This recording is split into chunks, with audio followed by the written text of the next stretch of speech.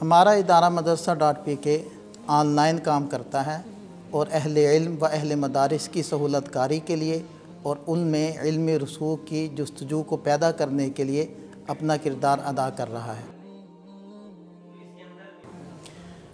चूँकि हम ऑनलाइन काम करते हैं तो साल में एक मरतबा हम इस चीज़ का एहतमाम करते हैं कि हम एक जगह इकट्ठे हों और एक दूसरे से मिलें। तो इस साल जो हमारा इकट्ठा होना हुआ तो उसके दो मकासद थे।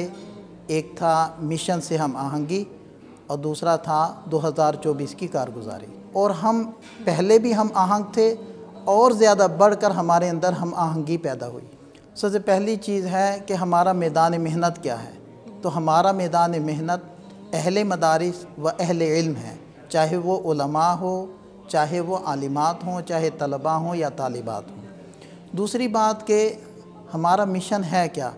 असल में हम उलमा को उनके असली किरदार के अंदर देखना चाहते हैं और उलमा का हकीकी और असली किरदार मुआशरे की और उम्मत की क़ियादत है।